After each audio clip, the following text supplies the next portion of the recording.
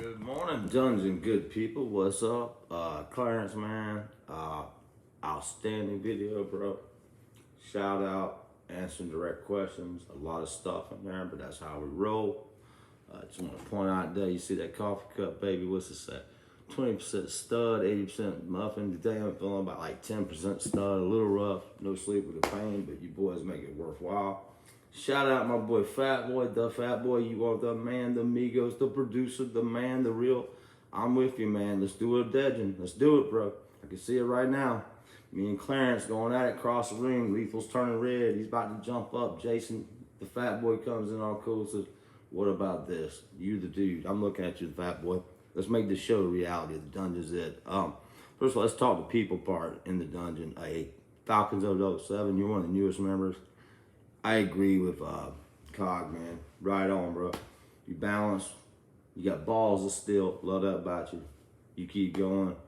I've known all you other cats for a long time. Kiwi, man, I know you. I'm gonna give you a shout out, bro. You all about them lines. You all about that big, tough, Maori tub, whoop it down, white boy's ass. I like that. At Vandy, love you, man. I'd love to see your face live, see some stuff. And JD, power to you, bro. We hanging on this wide receiver thing. I'm gonna address it. Won't leave anybody out on it. Vel, love to hear your opinions, everybody else. So if I missed anybody like Clarence, let me throw out one, everybody in the dungeon's badass. Two, everybody in the dungeon, there's no group thing. That's the awesome thing. You know, I'm gonna shout out Francis here and my boy Jed. It's always a good, lively debate. It's a good way of looking at things, and everything's original. I almost look at this like the Eckhart Perkins version of the dungeon's like the Eckhart Perkins version of the chat room, if you will, the discussion forum, because it's about adapting. It's about going to the strengths, about taking the better of everybody, putting it together. You know, and I know you just had a lively argument, which I'll kind of take off the bat through, throw it out, because one, it's easy to do this on video. I think the thing I love the most about Smith, let's take the defensive side of the ball. Let's just take the OBJ thing put aside for just a second. He was just an available guy. We all agree with the explosiveness, right?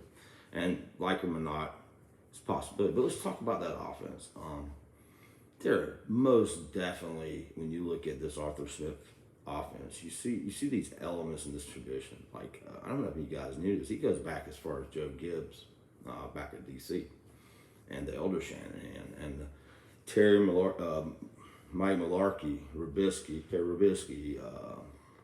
Kim Wisenhunt, and multiple other, LaFleur, they're all in his legacy and his lineage. And what I think I'm really digging the most about Smith is, I think let's say Vandy said this, he has a lot of that young Belichick in him. Does that make sense?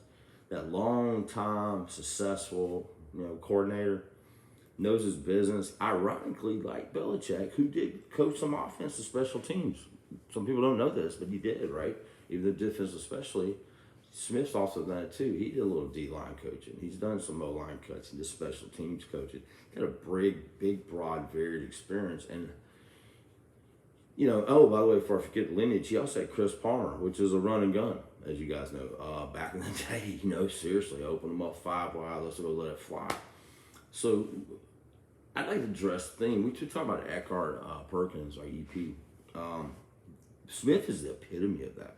I mean, Smith, if you look at this offense and what he's done, let's do a few things first. One, you'll notice a tendency of an EP offenses. They'll have hybrid players. I think Clarence, you knocked it out of the park. Guys like Cordell Patterson. The lines are really blurred. Is he a wide receiver? Is he an H-back, right? Is he, even a tight end? I don't want to say he is, but he could line up as one, right? Is he a running back? Is he a special teamer? No. You know what he is? He's a fucking offensive playmaker. You know what's beautiful about that? The EP kind of mindset is you put him in a position of strength to succeed. That's the first hallmark. Two, you guys see the zone runs. You see those bootlegs, and you see a lot of that Kyle. You do see that Kyle Shanahan, right? What's EP do? What is EP all about? It takes what works. Play to the strengths.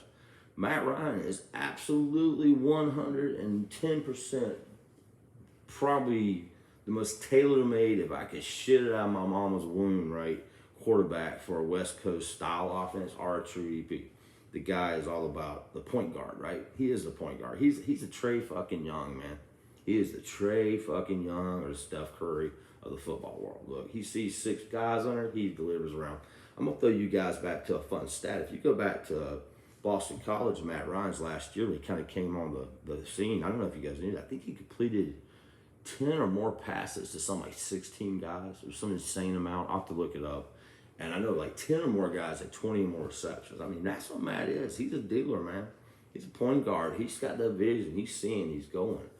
I think, you know, when you take the type of offensive mindsets before, say, DK, Dirk Cutter, who I fucking hate, who Clarence I fucking hate, who Vandy hated, and all y'all hated, I don't know what the fuck he came back, and fuck Dan Quinn, pardon me for saying, I'm going to say a lot of fucks on this, because Dirk Cutter, I don't even need caffeine, he just gets me wired the fuck up, right? Let me tell you what was wrong with DK. Who the hell runs a Sid Gilman, Don Coryell, 4 wide receivers, straight slugger route, go routes all the time? Max protect. I mean, come on, one offensive line, you got to block 12 fucking seconds. I'm surprised. One thing we learned of Matt, he's a tough damn guy. What I love when you came back to the Smith world, and I don't think we've seen this probably, I think I'll probably agree with you guys, since Shanny was probably his most operating. Let's give Sark a good credit. He actually did well to start, but kind of Malarkey, and even though Malarkey's a different coordinator than Shanahan, what they all had in common thing is, look, Matt is a dealer, man. He's a smart guy. He's brilliant. He knows how to be a great field general. You know, that's pretty much, when I say EP, look at Brady throughout the years. Brady, you know, look, nobody's Tom Brady. He's the GOAT. I mean, right? Let's just cut that shit. He could play in the air and he's got intangibles out the roof, but watch Brady at his best and watch Matt at their best. And hell, even watch Peyton Manning at his best if you want to. Or even that little short little fuck with the mole that got on my nerves in New Orleans. What was the name? Oh, you know, of Drew Sleazy, right? You know, but great quarterbacks and great dealers, great point guards, the guys that move the ball and all. Great coordinators take advantage of it. That's a skill set. I mean, yeah, he ain't a running quarterback. He can run. He's got more athleticism. He's got the athleticism of a very weird looking Gumby, but he does. So you take that EP aspect, you run this vein through. What we've seen with Smith is one, back to the hybrid players. Clarence, you're spot on. Kyle Pitts, I think, I don't remember the percentage. I'm sure, look, 007, one of you guys in there, lethal, one of y'all, correct me. I'm sure there's data out there, and I'm going to be lazy because it's like 4:30 in the morning. I'm just waiting. But he's lining out wide. He's lining in the slot. He's lining in line. Obviously not as much. But again, like Cordell, what's his position? You know, some fans, like we're seeing on the message boards, you know, I mean, I'm not, look, let's just cut this shit. Those guys, most of them they probably are suck at Madden, but that's all they're into. The greatest coaches, the greatest leaders, the greatest systems, right? Let's put these 3 factors, because I think you always need a great system, right? You need to have the great leadership that knows how to motivate and assert. And you've got to have, and I'm going to use a term here, willing and capable players. Okay, so let's get this out of the way. And I'm sure you guys think, fuck a Paul Warland, right? Fuck a Jag on that level. You know, I got no love for Jaquiz Rogers, right? He wasn't worth it too. I mean, these guys are just scrubs, right? There's just, you know, a lot of these guys we drafted, you might, you know, name your bust. And I became very little of a TD fan for like the last 3 years because of that.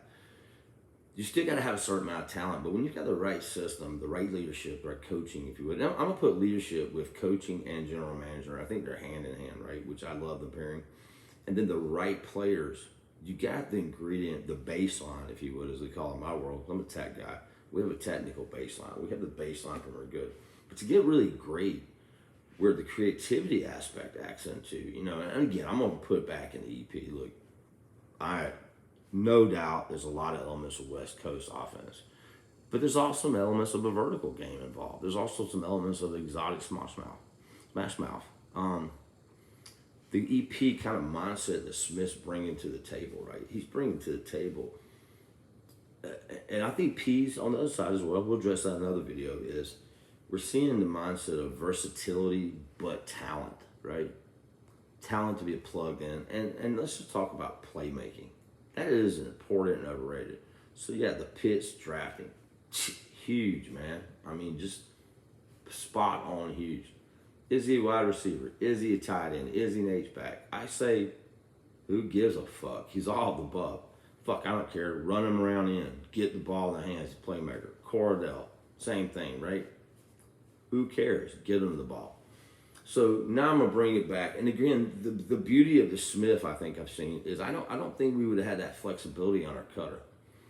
Now, even Shanahan, for all his brilliance, Shanahan wasn't a great hybrid type coach guy. I mean, to a point he was, but he's got some tight end success, obviously. Got Kittle and stuff, but Shanahan was still kind of in the box guy in terms of it. Was he out of the box in terms of genius? All right, absolutely. Did he take the Gibbs line play, his dad's stuff to the next level? Absolutely. But Shanahan was resistant. He was non-evolved, he didn't adapt as well. You ever notice that?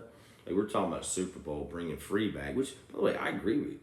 Freeman in his prime underneath Arthur Smith would be a completely different player. I guarantee he would have got 5-6 more great years, and he wouldn't have got worn down. Because I think one thing I see about the Smith, which I see in Josh McDaniels, by the way, you may not like him as a coach. Josh McDaniels is a hell of an offensive coordinator. Charlie Weiss before him. And look at the common thing. Ray Perkins going way back. Let's go way back, way back. Look at these great EP kind of coordinators. Sean Payton, which has an EP basis that he learned from, right? What did they do? They had these hybrid players. They got the Taysom Hills. They got the Cordell Patterson. They got the Kyle friggin' Pitts guy. That's where that mindset, I think we're so lucky, is we finally got a guy that's not in Smith, not chasing his legacy. In other words, he's not so tethered to his predecessor's lineage of any types. Maybe that's because of the variety of coaches he's worked under. This is a guy that's all about making it win, about adapting the system, and keeping it simple, stupid, right? But putting his people in the place to win. And the other thing he's great at, he's been injecting that playmaking juice. So let me go back to the OBJ. OBJ was an off-the-comment discussion. Hey, look, discussions are always virulent in there. They're contentious. We don't do groupthink. Hey, let me shout out a little bit aside the Fat Boy. You know what our tagline is? We don't do groupthink, baby. We don't. That ain't our thing. We all about jazz, man. Jazz is all about improvisation. It's about taking you all off the level. Moving. That's what we about, brothers. That's what I'm talking about. And I think that's what I like about Smith. He's a jazz composer, man. This guy is a guy. He's, look, you even take Shanahan, you see some of it with his, like even the Super Bowl. He's got this game plan. He's got this boom, boom, boom, boom, right? It works 99% of the time, but that biggest game, it didn't work, right? That biggest game, he couldn't just run, right? He couldn't put back that aggressive nature and adapt. He couldn't look across the field at a Belichick, who is probably the greatest field marshal ever and one of the greatest defensive coordinators ever, and go, you know what? We need to pound a little. We need to slow the clock down. We need to do the smart thing. Flash forward, what we just saw recently with the coup kick, right? So take the Smith, and he's shown this ability to evolve, and I think we all busted his balls quite a bit early on. Hey, he's predictable, right? Young blood, throw out to you, he was predictable at first. But did you notice he evolved? What did he do in the Saints thing? Let me show you what I like about it. So this guy's been like, he's trying to stay true to the one run. Absolutely not. God, I think his first priority, which I'm old school too, baby. Run the ball, pound the fuck, impose your will. Football's about imposing your will. Business is about imposing your will. Leadership in general is imposing. I impose my will fucking daily, just like every other alpha dog motherfucker in that goddamn dungeon does. It's about alpha dogs pissing on a motherfucker, breaking him down, and peeing on him again. But you know what I do like about the greatest leaders and the ones I see the most potential? Take Smith. We were all conservative, right? Who the hell thought we were going to do a 60-yard, was it slugger route? Is that correct? Correct me wrong, JD or Peyton Manning, anybody in there? They ran a slugger route, 60 fucking yards. That's pretty brilliant. Pretty brilliant. Now, where I see the difference between a Shanahan maybe and him, the smart move is exactly what Smith did. Look, man, I got him on the ropes. Man, I might can hang a little psychological beating. I can alpha dog a little more. Pee on them, step on their nuts. Fuck you, Superdome. We're going to go a touchdown, right? We're going to take one more shot. He could have done that, right? What did he do, man? He went back, restrained himself, played to the strengths. He said, man, I got young Who. Man, I love young Who, boy. Who? That's my dude. Cuckoo is crazy. I'm going to call Cuckoo for Cocoa Puffs. That's my dude, right? I'm going to run the ball, Matt's going to kneel, get some time, kick the field goal. The idea that he could combine that amount of ferocity, that amount of innovation, that amount of risk aggressiveness, but then balance it, to use that term balance used for 07, is just phenomenally a great thing in a coach. Phenomenally. Another thing too is what you see with this team. Let's talk about another element that I kind of didn't put in. But so we talk about system, right? We talk about the leadership of the players. Then let's talk about that enabler, that underlying thing that keeps it together. We heard all this bullshit on brotherhood, accountability. What I do see in this team is accountability. You don't do it, you don't play. You screw up, you get hit. But what I like about it, it's not a red badge of curtain. It's not a red letter of scarlet fucking letter on your chest that falls around. You throw a pick, fuck it, just don't do it again. Let's do the thing. I'm gonna throw in a leadership. Let's talk TF too. So I'm gonna take another topic. Sorry guys, running late on this one, but I'm gonna take TF, right? Big difference between him and TD. I think you pointed out that too, not to God. Look, Clarence, me and you, Val, and everybody, look, we're a bunch of football geeks up in this motherfucker. Let's just get this out of the way, right? We know that. We knew they were going to try to get bigger on the O-line, the dig line. We knew they were going to get bigger and in general. I'm all for it, man. Speed is great. Speed kills. But at the end of the day, man, you got to punish a motherfucker. You got to body slam. Like you said, football is all about the will. It's just like the military, bro.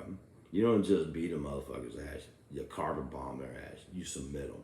You coerce them into submittal. You punish them, right? So what I've likened again back to this whole thing we're kind of starting with, what are we seeing with this new regime? And I can't remember, it may be Jed, it may be in 07, it may be multiple, by the way. If I leave somebody out, look, the dungeon's gotten really, really big, bro, so it's getting hard to keep up with everybody in there, although y'all are all my dudes. The constant churn of the roster is such a welcome addition. We were getting gashed up front, so what do we do? We got to get a 350-pound man. I mean, 330-pound, right? Purnell, I believe, was 330. We ain't good enough. Let's go get Rush, 350.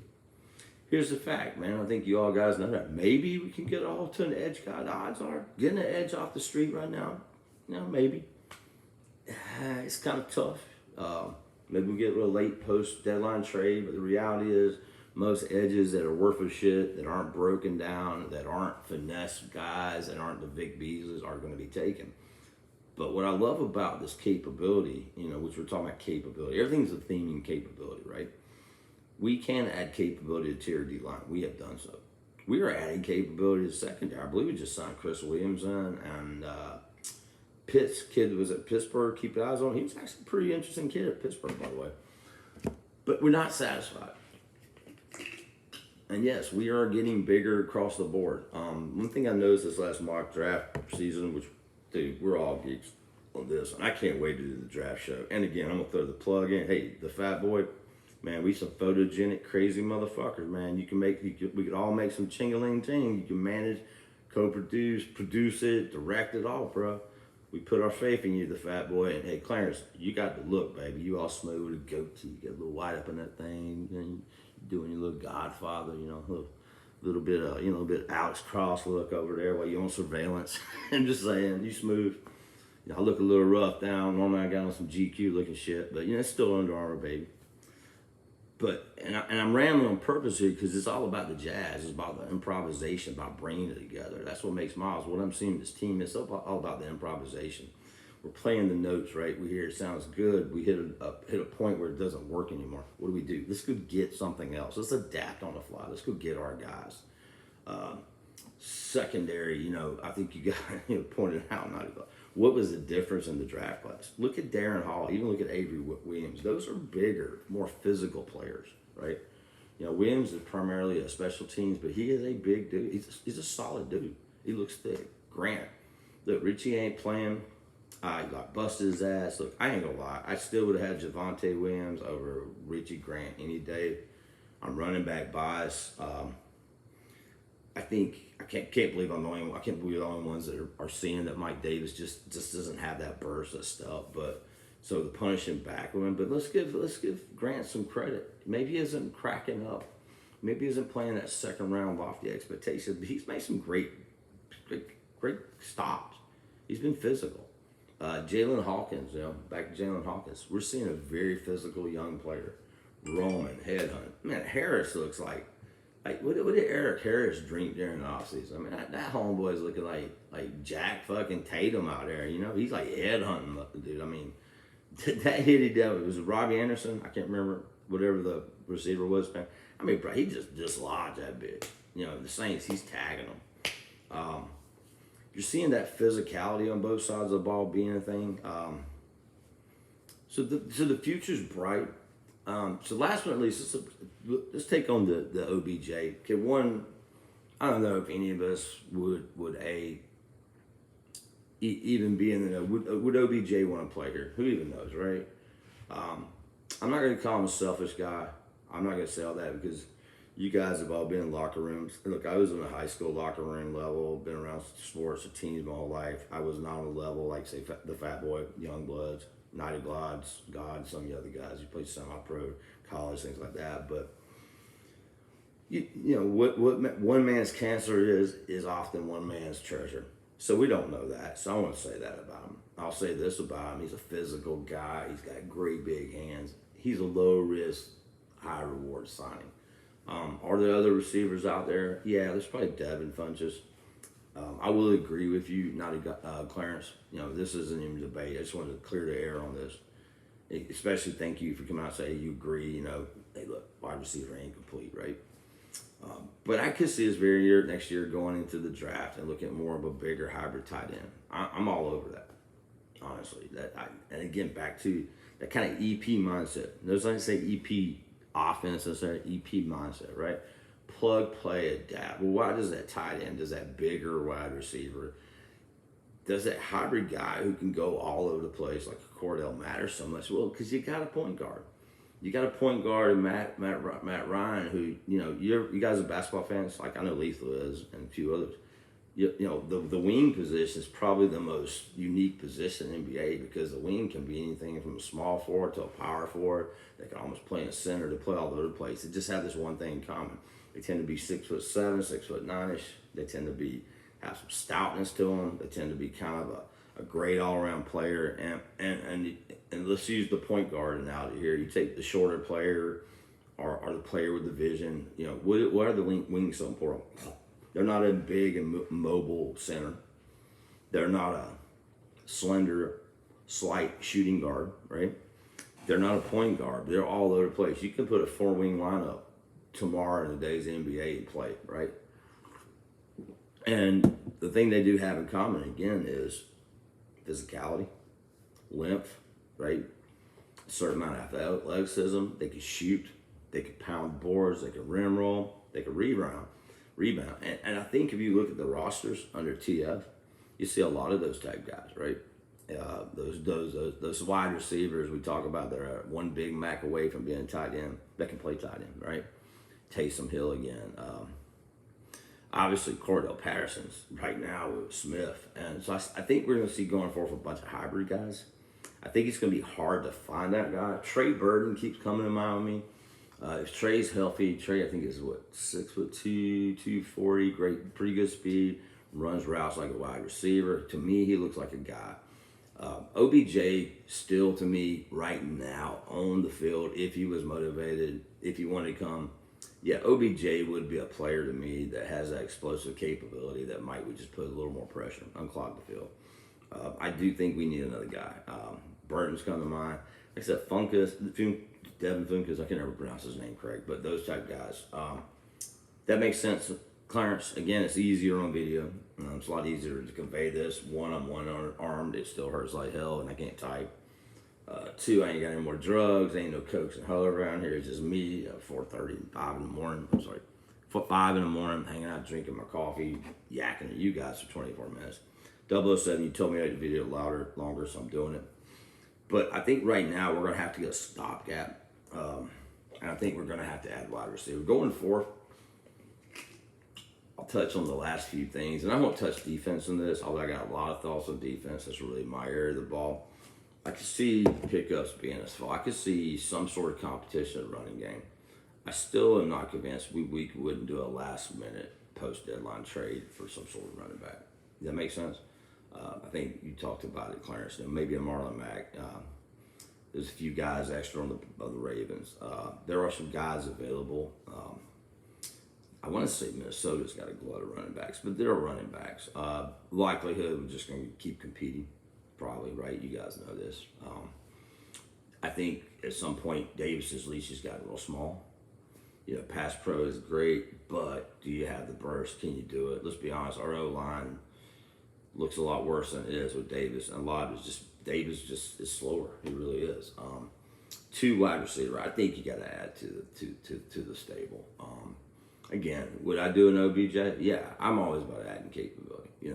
Look, the locker room shit, I'm not worried about with this coaching staff, because what I left out back when we talked about the system, the leadership, and the players, the right players, I talked about, you got a couple other underpinnings. I call those enablers of military. I talked about, obviously, you got the communication, right, the adaptability, but, let's also talk culture, and I'm going to close on our culture. This culture is not a culture where you see a bunch of our Falcons players running around wearing a fucking t-shirt saying the fucking brotherhood. What the fuck does that mean? I mean, for all those stupid fucking Navy SEALs drills, right? Do you know why they don't do those drills after they pass Navy SEAL training? They're fucking worthless. Do you know what they do? And I know this world well, since you guys call me the spook. And I'm not even getting that, but you guys are really wondering, right? But Clarence, you know this too, anybody in the military. They don't carry fucking logs. They don't do stupid obstacle courses. They spend a lot of time shooting, right? Shooting at live, simulated live targets. They spend a lot of time swimming in scuba gear, right? Getting in that water, doing what they do. They spend a lot of time jumping out of fucking airplanes, right? They spend a lot of time drilling as a unit for synchronicity, where a look tells me what's up. That's what football's about, right? It's not a fucking boot camp, dude. Fuck you, Quinn. Fuck you, TD, and your bicycle riding, granola eating, bad hairdo looking son of a bitch. That's all cute. Here's the reality. These guys are professionals, right? We ain't doing Oklahoma fucking drills, right? That shit's over. You know what we're doing now? Precision, teamwork, communication, collaboration on the football field. Firing the ball, catching the ball, hitting the person, those things. Kiwi, how many times did you rail over and over again correctly in DQ area about non-sound tackling? Dude, you're all over that, and you're right. I know you're a rugby guy. You notice this year, we're tackling better, right? You don't get that from carrying a fucking log. You get that from fucking hitting a motherfucker. Matt Ryan doesn't get better carrying a log, wearing a brotherhood shirt, spouting cliches, and putting fucking roses behind his fucking ear, or whatever the hell they do, doing the pokey fucking dance, worse than Satan. I don't know what the fuck they did in the DQ occult mystic bullshit. You know what they did do under that? They didn't do football. They didn't do the fundamentals. They fucked up on a goddamn onside kick, caused an 0-5 spiral because they're undisciplined, untrained, not football players. What we're seeing now is a practice of fundamentals. They're trained like military does. We shoot, they fire, they throw. We talk to each other. A great elite unit can look at each other. They know where to go. They got the signals. There's time in. What I'm seeing is a prepared team to bring this together. So rambling going forward, I think the future's up. I tell you what, I think we're on agreement. I've been on, these things go long, by the way, so I apologize for them. So I'm going to challenge all my brothers out here. I'm going to leave you with a question. Let's talk draft a little bit going forth. What are you looking at? What's your type players? We've had this BPA discussion. Let's talk that discussion. So I'm going to throw out, I kind of got on Vandy a little bit there before, and we've had the BPA. Obviously, a BPA at a position needs your favorite, right?